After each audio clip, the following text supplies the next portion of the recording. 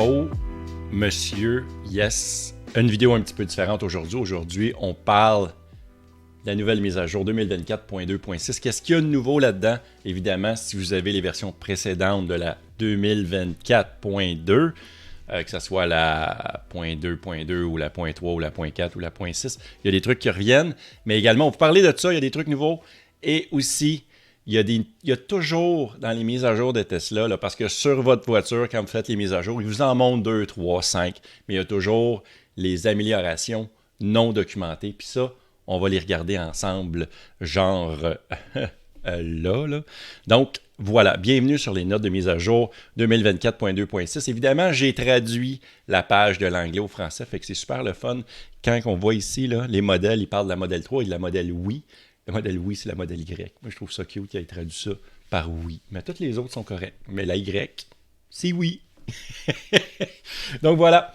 Qu'est-ce qu'il y a dans cette nouvelle version-là? Eh bien, évidemment, on parle lorsque vous arrivez et vous branchez. Si la batterie de votre véhicule n'est pas suffisamment réchauffée, vous verrez maintenant combien de temps il faudra avant que la charge rapide CC démarre. Ça veut dire qu'il va y avoir un timer. C'est parce que souvent, je pense, quand on branche notre véhicule, sur un superchargeur ou sur un 240, des fois, ça peut prendre du temps avant que la charge commence. Fait que là, tu as comme, es-tu bien branché mon véhicule? Qu'est-ce que j'ai fait de pas correct? Souvent, on va être confus.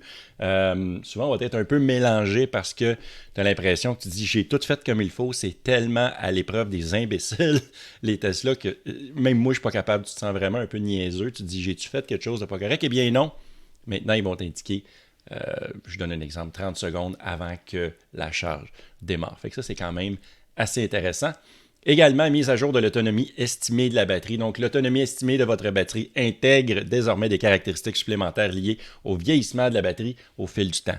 J'ai fait la mise à jour aujourd'hui et je n'ai pas trouvé où exactement qu'on peut voir ça, mais je vais gratter un peu le bobo. On va aller plus en profondeur pour voir qu'est-ce qu'il y en est de ce truc-là. Parce que c'est quelque chose qui m'intéresse parce que, évidemment, c'est supposé te donner, exemple, qu'est-ce que ta batterie présentement est capable de te donner en fait de kilomètres et pas une espèce d'estimé un peu bidon que Tesla vous donne parce que les voitures Tesla vont toujours vous donner la même autonomie autant en été qu'en hiver avec votre batterie que vous avez. Tu sais, comme moi présentement à 90%, je pense que ma voiture me donne 358 km. Bon, c'est très bien que s'il fait moins 10 dehors, je n'ai pas 358 km. Fait que là, il paraît que ça va estimer un peu mieux la distance réelle en kilomètres. Fait que ça, on va voir ce que ça va donner. Parce que je sais que GM est beaucoup meilleur là-dedans. Ils sont meilleurs. Je trouve que GM a une belle technologie. À chaque fois que j'ai eu des GM, que ce soit des Bolt ou Chevrolet Volt, en fait, je trouvais que l'autonomie était réelle et même supérieure parfois. Souvent, exemple, la Bolt, elle te marquait 400 km d'autonomie et finalement, elle t'en donnait pratiquement 500. Fait que tu sais, c'était vraiment, je trouve qu'ils ont vraiment un bon système. Il y a mieux la sous-jouer que la surjouer. Je trouve que Tesla, des fois, a tendance à la surjouer de ce côté-là. Fait que ça, c'est bien d'avoir ça. Je pense que c'est quelque chose qui existait déjà, donc disponible maintenant au Canada pour les modèles 3 et modèle oui, modèle Y. Donc, suralimentation par temps froid. Si vous vous dirigez vers un chargeur dans des conditions plus froides, utilisez la navigation du véhicule pour vous y rendre. Évidemment, on est supposé toujours faire ça comme ça. Votre voiture va commencer à réchauffer la batterie automatiquement pour obtenir de meilleures performance de charge. Il me semble que c'est quelque chose qu'on avait déjà, mais y a-t-il quelque chose de différent dans celui-là? Lorsque vous le branchez, éliminez la glace et les autres débris du connecteur là, autour de votre... Je ne suis pas sûr de comprendre c'est quoi la différence, mais c'est quelque chose qui existait déjà. Allez dans la... Regarde, on va le lire ensemble. Dans l'application Tesla, vous pouvez activer le dégivrage de la voiture ou du véhicule. Activer le débris. OK, oui, si on pouvait le faire, vous pouvez également vous préparer à l'avance dans l'application Tesla, accéder au programme. Ça aussi, on l'avait déjà. Fait que j'ai l'impression peut-être que c'est une amélioration de quelque chose qui existait déjà. La clé téléphonique à bande ultra large, ça c'est le fun, c'est Ultra Wideband UWB. C'est une technologie qui rend votre clé de cellulaire plus sécuritaire encore parce que... je ne sais pas si ça a rapport à ça, mais je fais une petite parenthèse. À chaque année, je pense que Tesla met au défi des hackers de hacker une Tesla. Et ils donnent de l'argent par rapport à ça. Ils donnent des prix, il y a du monde qui gagne. Puis ça permet à Tesla d'améliorer leur véhicule. Puis ça coûte moins cher. Tu sais, fait que dans le fond, tu utilises les hackers à ton avantage, tu les payes en plus pour ça, puis eux autres, ils trouvent les vrais problèmes sur ta voiture. Fait que là, présentement, ils ont comme amélioré ça, donc ça va être encore plus difficile de hacker votre Tesla. Une petite gorgée de café. Fait que ça, c'est quand même intéressant. On poursuit le rappel de brancher à la maison. Ça, c'est quelque chose qui est peut-être intéressant. J'aimerais ça. Regarde, je vais vous le lire puis je vais vous donner mon opinion par rapport à ça par la suite. Vous recevrez désormais un rappel de votre téléphone pour brancher votre véhicule lorsque vous vous garez avec moins de la moitié de votre limite de recharge. Vous recevez cette notification, vous devez avoir défini votre emplacement d'origine et y avoir déjà accès ou facturé. La position de votre véhicule n'est pas partagée avec Tesla. OK, donc, c'est pas quelque chose qui va être partagé. La moitié ou moins, c'est là que ça me bug. Exemple, vous décidez de charger votre véhicule à, je vais dire 100% si vous avez une batterie régulière maintenant sur les Tesla Model 3 standard, par exemple. Ben là, à partir de 50% et moins, il va t'avertir que tu peux la brancher. Oui et non, j'aimerais ça qu'on puisse établir nous-mêmes un propre pourcentage. Parce que selon nos déplacements, je pense que parfois, on se met à connaître notre voiture, puis on est moins peureux. On le sait que, gars, je ne vais pas charger ma voiture pour rien. Je vais attendre qu'elle soit à moins de 30%, par exemple. Fait que ça serait peut-être le fun qui offre une option plus de possibilités pour utiliser ce petit bougie-là, qui est quand même intéressant, c'est quand même le fun. Fait que on poursuit maintenant. Conduite, ça c'est pour le modèle Cybertruck. Si vous avez un Cybertruck, probablement personne n'a un Cybertruck qui écoute cette vidéo.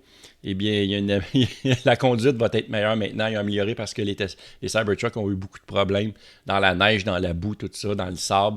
Il y a eu des vidéos qui ont montré qu'il y avait beaucoup de difficultés, mais là, ça va être meilleur finalement. Mais bon, j'ai hâte de voir s'il y a des vidéos sur le sujet qui vont nous montrer que c'est mieux pour le Cybertruck. Évidemment, il y a eu le rappel en direct pour mettre le texte plus gros. J'ai une vidéo d'ailleurs sur le sujet. Regarde, je vais vous montrer ça. Juste ici, là, la NHTSA contre Tesla versus Tesla. Vidéo intéressante que... en gros, c'est que dans la vidéo, c'est que la NHTSA n'aime pas Tesla. Fait que ça, j'en parle dans cette vidéo-là, le changement qu'il y a eu. Maintenant, toutes les fontes, la police de caractère est plus grosse dans votre écran. Fait que c'est plus facile à lire. Voilà. Les feux de route adaptatifs, évidemment, c'est pour les nouveaux Model 3. Ils vont pouvoir s'adapter, si je ne me trompe pas. C'est les nouveaux, je pense que c'est les feux de circulation qui bougent. Là. C'est-tu les Matrix? Quelque chose comme ça. Là, j'ai la traduction, fait que je suis sûr que ça va être de la merde. Là, mais les feux de route s'ajustent désormais pour réduire l'éblouissement des autres conducteurs et cyclistes, en détectant les autres usagers sur la route et en atténuant sélectivement les pixels individuels des phares. Donc, c'est ça, c'est vraiment des phares matrices. Ça veut dire que les phares vont bouger pour ne pas éclairer les personnes en face de vous.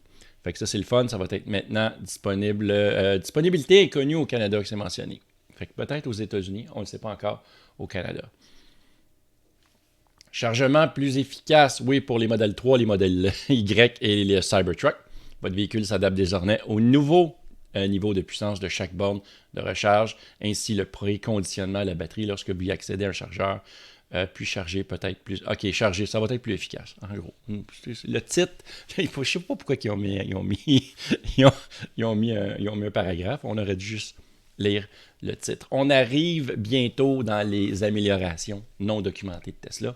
Donc, évidemment, amélioration de la sécurité. Encore une fois, cette mise à jour inclut des correctifs et amélioration de sécurité importants. Là, on arrive ici, c'est non documenté, ça c'est pas mal le fun. À partir de maintenant, il y a un bouton de déverrouillage pour faciliter le déverrouillage du véhicule pour les autres passagers. Tesla a ajouté un bouton de déverrouillage contextuel qui apparaît dans certaines situations. Donc, si le véhicule est verrouillé et qu'il n'y a pas de conducteur à l'intérieur, exemple, eh bien, les autres passagers vont pouvoir déverrouiller le véhicule plus facilement, avoir un accès plus rapide pour déverrouiller toutes les portes. Ça, c'est intéressant comme truc. La refonte du menu de voyage, j'ai hâte d'essayer ça. Je n'ai pas voyagé depuis un bout, mais Tesla a repensé Le nouveau menu voyage sous contrôle voyage. Le nouveau design comporte des boutons réinitialisés directement à côté du compteur. Fait que ça, on va sauver du temps par rapport à ça. L'option affichée dans la carte des trajets est désormais alignée sur la même ligne, ce qui permet à tous les compteurs journaliers de tenir sur l'écran sans avoir à les faire défiler. Ça aussi, c'est quand même le fun. Chaque compteur journalier est désormais plus facile à lire dans un seul coup d'œil. Les détails de chaque compteur journalier est désormais regroupé d'une couleur gris plus foncé. Fait que c'est le fun, ils l'ont fine-tuné, ils l'ont amélioré, je trouve ça pas mal de fun. Le menu avec toutes les applications, ça j'ai fait le saut parce que une fois qu'on a choisi nos petits boutons préférés, eh bien on les met toutes, on les met dans le bord du bas, là, nos accès rapides. Puis les autres, on finit par les oublier. Mais juste avant, il y avait quoi? Il y avait peut-être une douzaine d'applications. Maintenant, ils les mettent toutes. Exemple, Apple Music qui n'était pas là avant, maintenant, ils mettent tout. On va ici dans l'exemple qu'ils nous donnent. Ça te permet d'avoir un accès plus rapide. Est-ce que c'est mieux? Moi, je trouve ça un petit peu... Ça me mélange un peu. Quand je l'ai ouvert, j'ai comme fait « Oh, qu'est-ce que je cherche? » Parce que normalement, j'avais comme un choix de 8 ou 12. Ça allait quand même assez rapidement.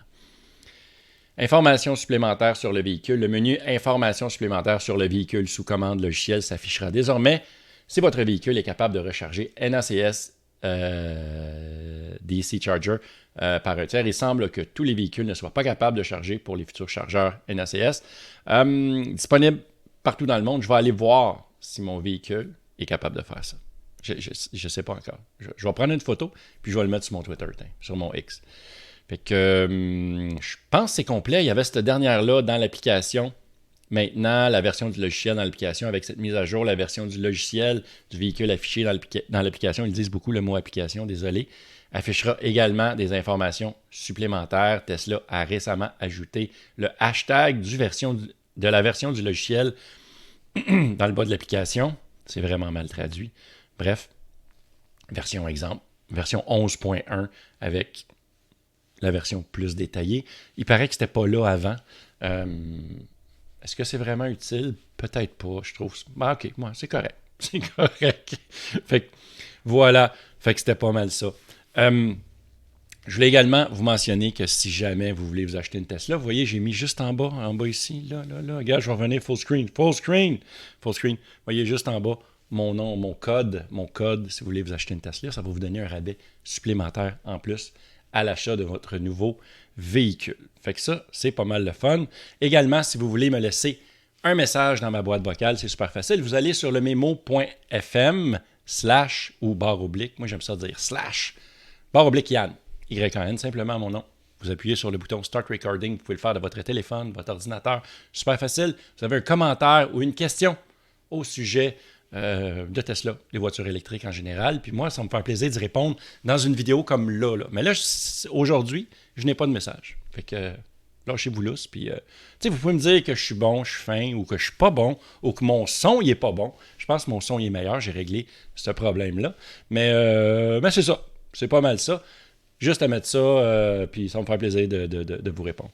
Hey, je tourne en rond, puis tout, c'est capoté, ben raide. Fait que merci beaucoup d'avoir été là, c'est complet pour aujourd'hui. J'aimerais remercier mes Patreons qui sont juste ici. Une belle gang qui m'encourage. Grâce à eux, je plante des arbres partout dans le monde grâce au site internet One Tree Planted. Également, je voulais plugger mon Discord. Je ne le plug pas assez souvent. Venez sur mon Discord, le lien est dans la description. On s'amuse, on pose des questions, on envoie des photos. C'est pas mal drôle, on a bien du fun. Fait que voilà, c'est complet. Merci beaucoup d'avoir été là et on se voit d'une prochaine vidéo. Ciao la gang.